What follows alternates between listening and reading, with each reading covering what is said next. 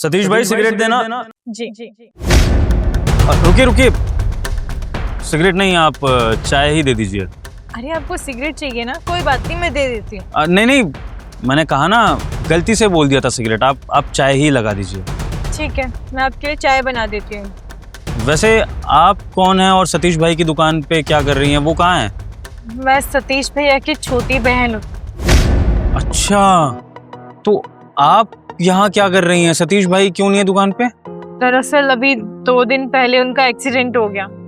वो साइकिल से जा रहे थे, एक कार ने उनको टक्कर मार दी और उनको बहुत चोट आई है। डॉक्टर के पास जब गए तो उन्होंने बोला कि उनको पूरा रेस्ट चाहिए, कम से कम 1-2 महीने। अब वो तो घर पर बैठ गए हैं, उनको रेस्ट चाहिए, तो मुझे तो दुकान पर आना पड़ेगा ना। घर चलाना है, उनकी बीमारी में भी खर्चे लगेंगे, सब कुछ देखना है। अरे ये तो बड़ा बुरा हुआ उनके साथ।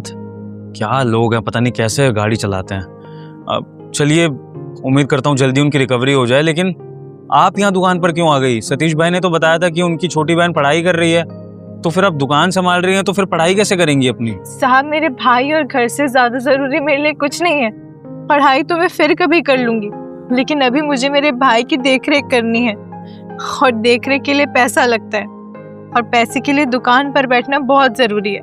बस इसीलिए मैं दुकान चला रही हूँ। नहीं तो किसी और को बिठवा दीजिए ना। जरूरी है कि आप ही दुकान पर बैठें? कोई और भी तो आके बैठ सकता है। सतीश भाई का कोई जानकार और रिश्तेदार, दोस्त वगैरह कोई? साहब, और किसको बिठाऊं दुकान पर? माँ बाबूजी तो है नहीं इस दुनिया में, सिर्फ एक मेरे भैया थे, आज वो इस हालत में है। और रही बात रिश्तेदारों की, तो रिश्तेदार तो कभी भी बुरे समय में साथ नहीं देते हैं। उन सब लोगों ने अपना पल्ला झाड़ लिया है हमसे। मैं अपने रिश्तेदारों के पास भी गई थी मदद मांगने। उनसे बोला था मैंने कि कुछ पैसे उधार दे दो, मुझे अभी बहुत जरूरत है। उन लोगों ने धक्के मार के घर से बाहर निकाल दिया। इसलिए साहब, किसी और को दुकान पर नहीं बिठा सकती। मुझे ही यहाँ पर दिन रात काम करना होगा ताकि कुछ पैसे जोड़ सकूं और अपना घर चला सकूं। चलिए, मैं आपकी भलाई के लिए कह रहा था, जो भी कह रहा था। अब मैं भी क्या बोलूँ, आपने इतनी मजबूरियाँ गिना दी। कोई बात नहीं भैया, आपने मेरे लिए सोचा उतना ही काफी है। आप बैठिए, मैं आपके लिए चाय लगाती हूँ। ठीक है।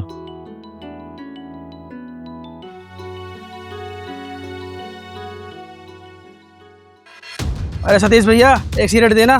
जी। अरे आप कौन हो और सतीश भैया कहाँ पर हैं? जी वो अरे शशांक भाई, ये सतीश भाई की छोटी बहन है कंचन। अच्छा, सुनो, एक चाय लगा दो तुम्हें। जी मैं बनाती हूँ, आप बैठिए। अरे विभोर भाई, ये क्या चल रहा है यार? सतीश भाई ने अपनी बहन को खोके बिठा दिया। हाँ भाई, मैं अच्छे से जानता हूँ, लेकिन सतीश भाई की मजबूरी है कि उनको अपनी बहन को खोके पर बिठाना पड़ रहा है। सतीश भाई का एक्सीडेंट हो गया, और ऐसा एक्सीडेंट हुआ है कि बेड रेस्ट पर है, वो चल फिर भी नहीं सकते हैं। इसलिए उनकी छोटी बहन आई है दुकान संभालने के लिए। और ऐसा नहीं है कि मैंने समझाने की कोशिश नहीं करी कि बहन इस दुकान पर मत बैठो, तुम्हारे लिए ठीक नहीं है। लेकिन उस बेचारे ने कहा कि ये दुकान उनकी रोज़ी रोटी है, और सतीश भाई इस दुकान को कभी बंद होते हुए नहीं देखना चाहते हैं। इसलिए अब जब तक सतीश भाई ठीक नहीं होते, उनकी छोटी बहन ही दुकान संभालेगी। अरे फिर भी यार, लड़की है, रेडी पे खड़ी अच्छी लगती है क्या? कल को कोई ऊंच नीच हो गई फिर तो पता नहीं कि हमारा मोहल्ला कैसा है, यहाँ के लोग कैसे हैं यार, कैसे देखते हैं लड़कियों को। सब जानता हूँ भाई, सब जानता हूँ। इसलिए तो कोई तरीका सोच रहा हूँ कि मैं सतीश भाई की छोटी बहन को ना यहाँ बैठने ना दूँ, जिससे कि ये अपनी पढ़ाई पर फोकस कर सके और ज़िंदगी में आगे बढ़ सके। भाई सतीश भाई की मजबूरी रही होगी, नहीं पढ़ाई कर पाए होंगे, तो वो एक खोखा चला रहे हैं, लेकिन उनकी बहन का भविष्य क्यों दाव पर लगे। तो बस सोच रहा हूँ कि सतीश भाई की ना कुछ मदद करनी पड़ेगी। जैसे कि 3-4 लाख रुपए का इंतज़ाम कर देना सतीश भाई के लिए, और इनके हाथ में ला के रख दें, तो फिर इनकी बहन को खोके पर भी नहीं आना पड़ेगा, सतीश भाई का घर भी चल जाएगा कुछ महीने, और उनको ये दुकान भी चलाने की ज़रूरत नहीं पड़ेगी। वापस जब आएंगे तब चला लेंगे। अरे विभोर भाई, तुम पागल हो गए हो क्या? 3-4 लाख भाई, 3-4 हज़ार की बात नहीं है ये। 3-4 लाख भाई हम कहाँ से देंगे, समझो यार। हाँ भाई, इतनी बड़ी अमाउंट मैं अकेले अरेंज नहीं कर सकता हूँ, मुझे इसमें आप लोगों की हेल्प चाहिए। आप यानी कि जितने भी हमारे मोहल्ले के यार दोस्त हैं जो मेरे साथ ऑफिस जाते हैं, वो सब सतीश भाई से कुछ ना कुछ लेते हैं आके।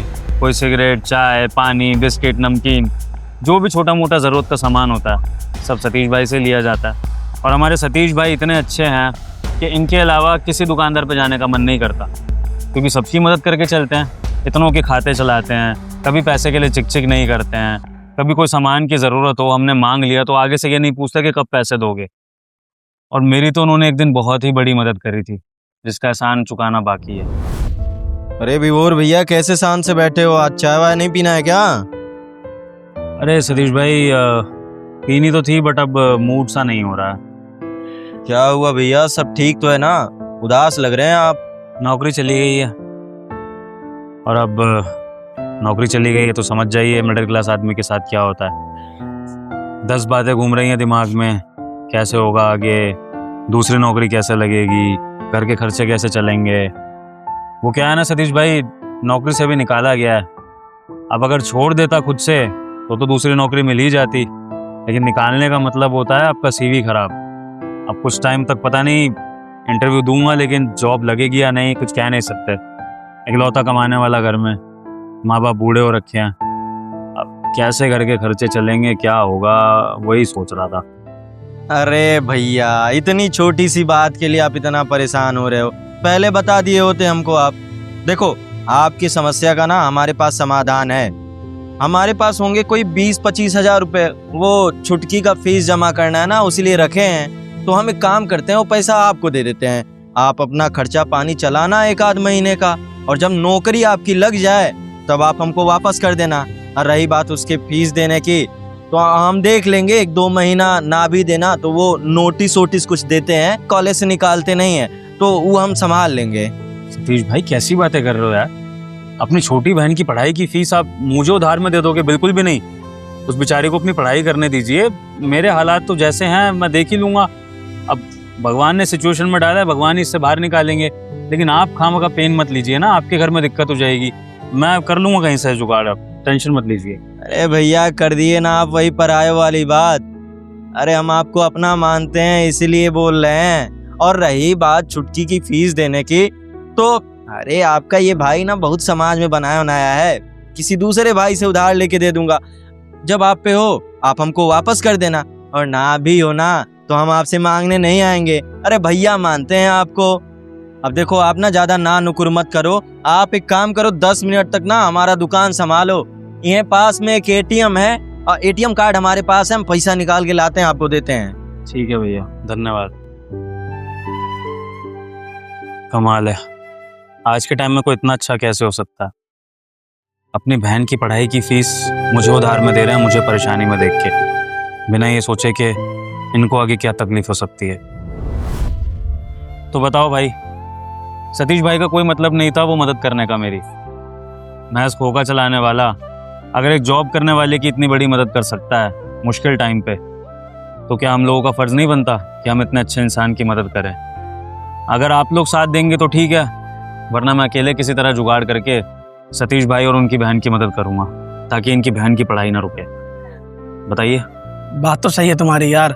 सतीश भाई ने हमारी कितनी मदद करी है, और पूरे मोहल्ले की भी मदद करते रहते हैं, और जो उनके पास आता है ना उन सबकी मदद करते हैं। सुनो, मैं काम करता हूँ, आसपास के मोहल्ले में जो लोग हैं ना सबसे बातें करता हूँ कि हमारे सतीश भाई को आज जरूरत है मदद की, तो हम सबको मिलकर उनकी मदद करनी चाहिए। ठीक है जी, बहुत बहुत शुक्रिया।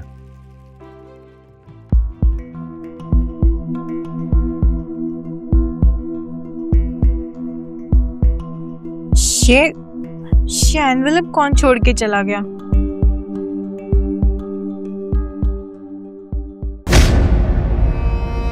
पैसे?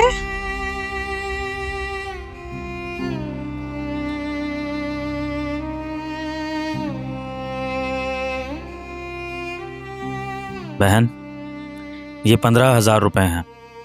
अब से हर महीने इतना ही अमाउंट आपके घर के बाहर इस तरह से पहुंचा दिया जाएगा।